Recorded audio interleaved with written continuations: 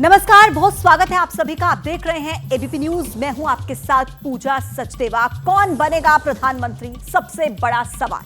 2024 के चुनावी रण क्षेत्र में किसकी विजय का शंखनाद होगा?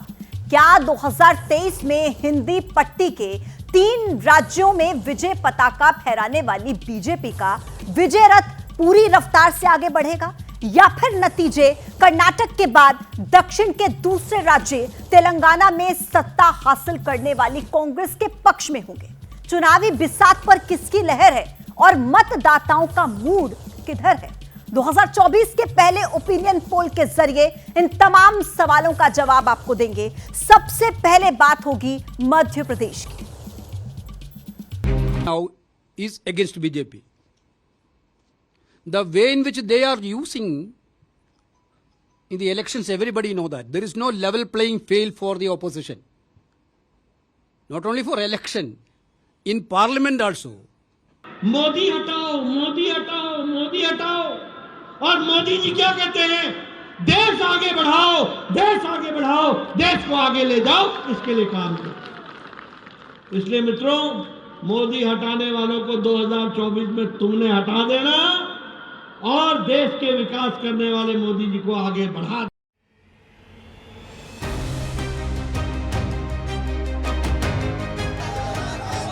देश में उत्तर से दक्षिण और पूरब से पश्चिम तक लोकसभा चुनाव में अपनी अपनी पार्टी की जीत का गाना बज रहा है। भैया बूथ पे जाएंगे, कमल का बटन दबाएंगे, 400 सीट जीत कर 24 में फिर मोदी ही आएंगे। 400 सीट जीत कर 24 में फिर मोदी ही आएंगे। लेकिन सवाल है, आखिर धरातल पर माहौल क्या है? जमीन पर किसकी पकड़ कितनी मजबूत है? वो कौन से मुद्दे हैं जो आने वाले लोकसभा चुनाव में बड़े होने वाले हैं? एबीपी न्यूज और सी वोटर के सर्वे में जो तस्वीर सामने आई है वो हैरान कर देगी। सर्वे के मुताबिक बेरोजगारी का मुद्दा सबसे बड़ा होने वाला है। 41% लोगों ने बेरोजगारी को सबसे बड़ा मुद्दा माना है, जबकि 28% लोगों की नजर में राम मंदिर इफेक्ट से इनकार नहीं किया जा सकता। विपक्ष की ओर से उठाए जा रहे जातीय जनगणना के मुद्दे को सिर्फ 10% लोगों ने ही पसंद किया है। बड़ी बात यह है कि महज 37% लोग मानते हैं कि जातीय जनगणना से विपक्ष को फायदा होगा, जबकि 43% लोगों का मानना है जातीय जनगणना से विपक्ष को फायदा नहीं होने वाला। यानी बेरोजगारी का मुद्दा बीजेपी की मुश्किलें बढ़ा सकता है, लेकिन जातीय जनगणना का मुद्दा विपक्ष के लिए फायदेमंद नहीं दिख रहा। सर्वे में यह साफ हो गया है कि मध्य प्रदेश, राजस्थान और छत्तीसगढ़ में पुराने नेताओं को हटाकर नए चेहरों को राज्य की कमान सौंपने का फैसला बीजेपी के लिए गेम चेंजर हो सकता है। एबीपी न्यूज सी वोटर के सर्वे में 60% लोगों ने माना है कि नेतृत्व परिवर्तन से बीजेपी को फायदा होगा। वहीं 48% लोगों का मानना है कि मध्य प्रदेश में शिवराज सिंह चौहान की जगह मोहन यादव को सीएम बनाने का फैसला यूपी से लेकर बिहार तक बीजेपी को फायदा पहुंचाएगा। मतलब मोहन यादव की ताजपोशी के वक्त जो चर्चा शुरू हुई थी, उस पर 2024 के पहले ओपिनियन पोल ने मोहर लगा दी है। यादव समाज में भारतीय जनता पार्टी को लेकर एक जो आक्रामकता है उसमें कमी आएगी, और वो भी धीरे धीरे आएगी। एकदम से ऐसा कम हो जाएगा ऐसा भी नहीं है। तो धीरे धीरे जो आक्रामकता में कमी आएगी उसका भविष्य में भारतीय जनता पार्टी को फायदा मिल सकता है। लेकिन सवाल है, क्या मोहन यादव के नेतृत्व में मध्य प्रदेश में एक बार फिर बीजेपी की बड़ी जीत होगी? सर्वे के मुताबिक अगर आज चुनाव होते हैं तो बीजेपी को मध्य प्रदेश में 58% तक वोट मिल सकते हैं, जबकि कांग्रेस के हिस्से में 36% और अन्य उम्मीदवारों को 6% वोट मिल सकते हैं। अगर इन आंकड़ों को सीटों में परिवर्तित करें तो मध्य प्रदेश में बीजेपी क्लीन स्वीप की तरफ बढ़ती नजर आती है। सर्वे के मुताबिक बीजेपी को 27 से 29 लोकसभा की सीटें मिल सकती हैं, जबकि कांग्रेस को 0 से 2 सीटें और अन्य के खाते में एक भी सीट का अनुमान नहीं है। 2019 में बीजेपी ने मध्य प्रदेश की 28 सीटों पर जीत हासिल की थी, जबकि कांग्रेस को महज 1 सीट मिली थी। 2024 के नतीजे भी 2019 लोकसभा चुनाव की तरह ही हो सकते हैं। हालांकि अभी लोकसभा चुनाव में 3 से 4 महीनों का वक्त है। इस दौरान सियासी समीकरण बदल भी सकते हैं।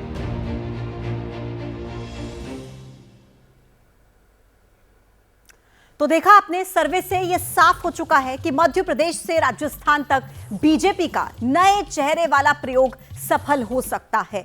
करीब 34% लोग नए नेतृत्व वाले फैसले के पक्ष में हैं। हालांकि कांग्रेस को लेकर ऐसी राय नहीं है, जबकि कांग्रेस भी अब नए नेताओं को आगे लेकर आ रही है। लेकिन कांग्रेस को लेकर यह डेटा क्या कहता है, आइए आपको समझाएंगे आंकड़ों के जरिए कि कांग्रेस के नए चेहरों को आगे करने वाला प्रयोग और इससे कितना फायदा कांग्रेस को होगा, कितनी सफल कांग्रेस हो सकती है। हां कहने वाले लोग हैं 43%, वो ये मानते हैं कि हां इस दांव से कांग्रेस को फायदा होगा। 45% लोगों का यह मानना है कि नहीं, इससे कोई फायदा नहीं होने वाला है। जबकि 12% लोग ऐसे भी हैं जिन्होंने कहा कि वो नहीं जानते कि इसका कितना असर होगा। यानी कि आप देख लीजिए कि ओपिनियन पोल में कांग्रेस के लिए अच्छे संकेत तो बिल्कुल भी नहीं है। अब ऐसे में सवाल यह है कि क्या हिंदी पट्टी के 2 राज्य राजस्थान और छत्तीसगढ़ में सत्ता गंवा चुकी कांग्रेस 2000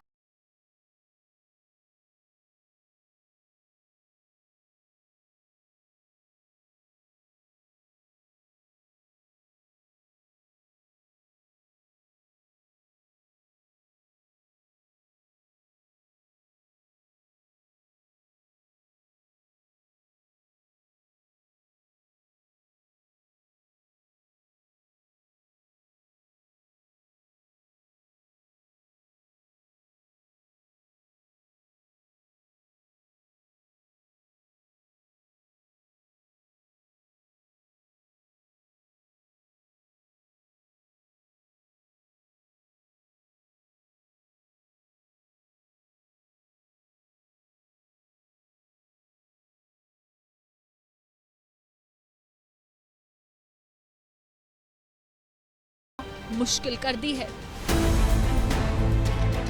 वैसे 2024 के पहले ओपिनियन पोल के आंकड़े भी यही बता रहे।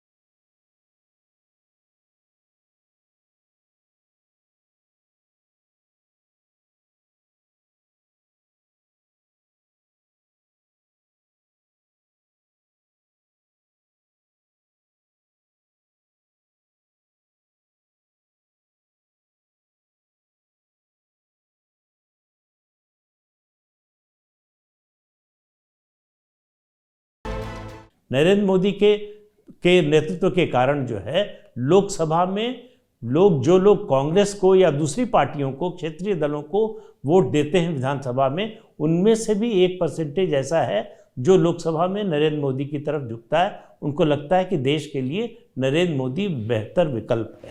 देखिए, 5 राज्यों में अगर आप हिंदी पट्टी के 3 राज्य ले लें, यानी राजस्थान, मध्य प्रदेश, छत्तीसगढ़, उसमें 65 सीटें हैं, 62 पहले ही हैं बीजेपी के पास। तो कितना और रिफ्लेक्ट होंगे, और बीजेपी की यहाँ जोरदार धमाकेदार जीत भी हुई है, कितना और असर पड़ेगा ये तो आप खुद हिसाब लगा लें। 2024 का लोकसभा चुनाव कांग्रेस के लिए किसी बड़ी चुनौती की तरह है, क्योंकि ओपिनियन पोल के आंकड़ों से साफ है कि आने वाले लोकसभा चुनाव पर राहुल गांधी की भारत जोड़ो यात्रा का भी कुछ खास असर नहीं होने वाला। 44% लोग मानते हैं कि असर होगा, जबकि 46% लोगों का कहना है कि भारत जोड़ो यात्रा कोई बड़ा असर नहीं डालेगी। यानी कांग्रेस को नई रणनीति पर काम करना होगा। ओपिनियन पोल के ज्यादातर आंकड़े कांग्रेस को निराश करने वाले हैं। अगर कांग्रेस के नेतृत्व वाले इंडिया गठबंधन की भी बात करें तो ज्यादातर लोगों का यकीन है कि 2024 तक गठबंधन एकजुट नहीं रहेगा। हाल ही में हुए छत्तीसगढ़ विधानसभा चुनाव में कांग्रेस को हार का सामना करना पड़ा। अब ओपिनियन पोल के आंकड़ों ने कांग्रेस के लिए खतरे की घंटी बजा दी है। छत्तीसगढ़ में कुल 11 लोकसभा सीटें हैं, इनमें से ज्यादातर पर बीजेपी का कब्जा हो सकता है।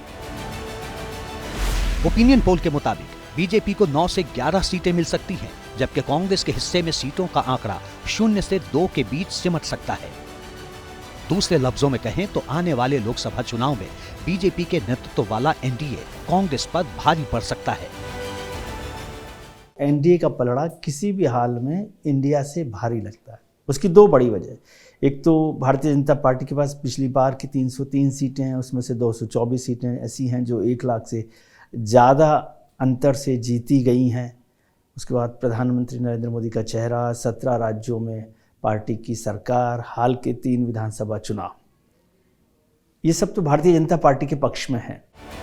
जाहिर तौर पर एबीपी न्यूज सी वोटर के ओपिनियन पोल के आंकड़े बीजेपी का उत्साह बढ़ाने वाले हैं, जबकि कांग्रेस को सावधान करने वाले, क्योंकि इस बात की संभावना ज्यादा है कि अगर कांग्रेस और उसके सहयोगी दलों ने माहौल को भांपते हुए रणनीति तैयार नहीं की तो फिर नतीजे विपक्ष के लिए निराशाजनक हो सकते हैं। और आइए अब बात करते हैं सत्ता के दक्षिण दुर्ग की। 2023 में दक्षिण भारत के 2 राज्यों में चुनाव हुए और दोनों ही राज्यों में कांग्रेस ने सत्ता पर कब्जा जमाया। 2023 में बीजेपी की सत्ता वाला दक्षिण का एकमात्र राज्य उसके हाथ से निकल गया। तो हाल ही में हुए 5 राज्यों में से जिस एक राज्य में कांग्रेस को सत्ता नसीब हुई वो भी दक्षिण का ही राज्य है और वो राज्य है तेलंगाना। लेकिन सवाल यह है कि क्या 2024 में भी दक्षिण भारत के इन राज्यों के नतीजे कांग्रेस के पक्ष में होंगे या फिर कहानी कुछ और होगी? देश के राजनीतिक मैप पर नजर डालेंगे तो उत्तर में हिमाचल प्रदेश और दक्षिण में तेलंगाना और कर्नाटक, यही वो 3 राज्य हैं जहां कांग्रेस अपने दम पर सत्ता में है। लेकिन आने वाला चुनावी संग्राम देश की सत्ता का है और भिड़ंत लोकसभा सीटों की होगी, यानी सियासी कैनवास बड़ा होगा और इस कैनवास पर कौन सा रंग चढ़ेगा, ये सवाल बड़ा है। बीजेपी की जो परफॉर्मेंस है वो पिछले 8 लोकसभा चुनावों में वो कांग्रेस से बेहतर रही है और पिछले 4 लोकसभा चुनावों की अगर बात करें और ख़ासतौर से नरेंद्र मोदी के आने के बाद के 2 लोकसभा चुनावों की बात करें तो बीजेपी का स्ट्राइक रेट 80% से ऊपर रहा है। तो ऐसे में ये उम्मीद करना कि विधानसभा चुनाव जीत गई है कांग्रेस पार्टी इसलिए उसकी लोकसभा में परफॉर्मेंस बेहतर हो जाएगी, इसकी उम्मीद कम दिखाई देती है। कर्नाटक में बीजेपी को भले ही हार का सामना करना पड़ा हो, लेकिन विधानसभा चुनाव में बीजेपी का वोट प्रतिशत 2018 के मुकाबले बढ़ा है। वहीं तेलंगाना में कांग्रेस बीआरएस को हराकर सत्ता तक पहुंची तो वोट प्रतिशत के मोर्चे पर बीजेपी को पिछले चुनाव के मुकाबले बड़ी बढ़त मिली।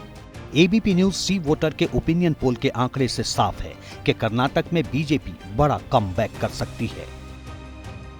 सर्वे के मुताबिक बीजेपी को 52% तक वोट मिल सकते हैं, जबकि कांग्रेस को 43% वोट, जेडीएस समेत दूसरे दलों को 5% वोट मिल सकते हैं। यानी कर्नाटक में सिद्धारमैया के नेतृत्व वाली सरकार होने के बाद भी कांग्रेस के लिए संकेत अच्छे नहीं हैं। कर्नाटक में बीजेपी को 22 से 24 सीटें मिल सकती हैं, वहीं कांग्रेस का विजय रथ 4 से 6 सीटों तक रुक सकता है। 2019 के लोकसभा चुनाव में बीजेपी ने कर्नाटक की 28 में से 25 सीटों पर जीत दर्ज की थी। ओपिनियन पोल के मुताबिक भी इस बार भी बीजेपी यानी कि 2024 के लोकसभा चुनाव में भी बीजेपी अपना ये प्रदर्शन बरकरार रख सकती है। हालांकि तेलंगाना में बीजेपी के लिए अच्छे संकेत नहीं हैं। तेलंगाना में विधानसभा चुनाव की तरह लोकसभा चुनाव में भी कांग्रेस कमाल कर सकती है। बहुत बड़ी कोशिश वहां हो रही है कि आप सोनिया गांधी को तेलंगाना से चुनाव लड़ाएं और एक तरीके से ये कहें उनको कि आपने हमारा राज्य बनाया, इसके लिए हम आपको धन्यवाद देना चाहते हैं। अगर ये मुहिम चलती है और जिस तरह के वक्ता हैं रेवंत रेड्डी और वो इसको ऐसे पेश करते हैं कि इंदिरा अम्मा की बहू हैं, वो अपना आखिरी चुनाव लड़ रही हैं, हमें उन्हें सलाम करना चाहिए, तो वो एक बहुत बड़ी बात हो सकती है कांग्रेस पार्टी के लिए। तेलंगाना में बीजेपी को 1 से 3 सीटों तक संतोष करना पड़ सकता है। कांग्रेस को 9 से 11 सीटें तक मिल सकती हैं, जबकि सत्ता गंवा चुकी बीआरएस को 3 से 5 सीटें मिल सकती हैं। ओपिनियन पोल से साफ है कि तेलंगाना में कांग्रेस के पक्ष में माहौल बना हुआ है, लेकिन वोट प्रतिशत के मामले में तेलंगाना में बीजेपी को भी फायदा होता दिखाई दे रहा है। बीजेपी को विधानसभा चुनाव में 13.90% वोट मिले थे, जो कि लोकसभा चुनाव में बढ़कर 21% हो सकते हैं। कांग्रेस को 38% वोट मिल सकते हैं, जबकि विधानसभा चुनाव में उसे 39.40% वोट मिले थे। लोकसभा चुनाव में बीआरएस को 33% तक वोट मिल सकते हैं। यानी एक और वोट प्रतिशत के मामले में बीजेपी आगे बढ़ रही है तो कांग्रेस पिछड़ती नजर आ रही है।